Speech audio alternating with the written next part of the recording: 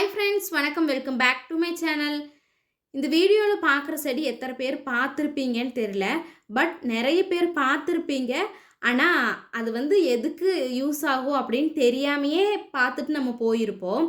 இது காடுகளில் அப்படியே படர்ந்து நிறைய நிற்கும். இந்த பூவுமே நிறைய இடத்துல இருக்கும். ஒரு எல்லோ கலரில் இதோட பூ சின்னதாக இருக்கும். இது நம்ம வேரோட பிடுங்கி எடுத்தோம்னா அது ரொம்ப படர்ந்து இருக்கிறதுனால மேலேருந்து கீழே வர நல்லா நீளமாக முடி மாதிரியே இருக்கும். இது அப்படியே நம்ம சுருட்டினோம்னா ஜடை மாதிரியெல்லாம் இந்த செடி இருக்கும். இதுக்கு பேரே முதியார் கூந்தல், அதுக்கப்புறம் சௌரி, இது மாதிரி நிறைய பேரில் இது சொல்கிறாங்க. யூடியூப்லேயுமே இதை பற்றின அதிக இன்ஃபர்மேஷனோ வீடியோஸோ இல்லை. எங்கள் ரிலேஷனில் ஒருத்தவங்க சொன்னாங்க, இதில் எண்ணெய் காய்ச்சினோம்னா முடி நல்லா வளரும், அடர்த்தியாக இருக்கும் அப்படின்னு சொன்னாங்க. ஏன்னா இந்த செடியே முடி மாதிரி தான் இருக்கும். அதனால் இதில் ஆயில் காய்ச்சலாம் அப்படின்ட்டு தான் இன்றைக்கி ஹேர் ஆயில் ரெடி பண்ண போகிறேன்.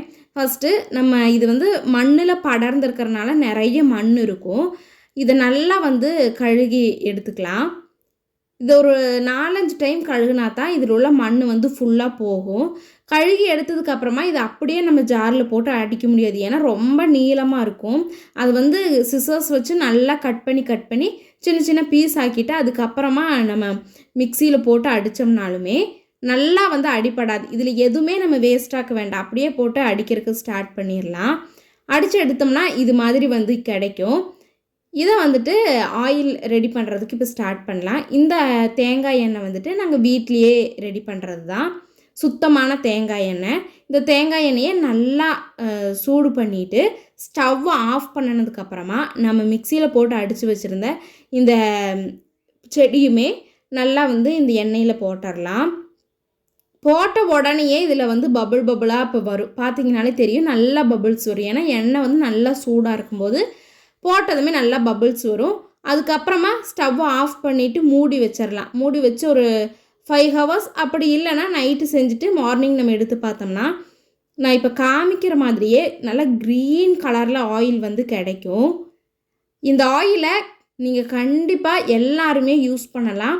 நல்ல ரிசல்ட் கூட இருக்கும். ஏன்னா இந்த செடியோட தன்மை மெயினாக முடிக்கு யூஸ் பண்ணுற மாதிரி இருக்கிறதுனால தான் இதுக்கு முதியார் கூந்தல்னே பேர் வச்சுருக்குறாங்க.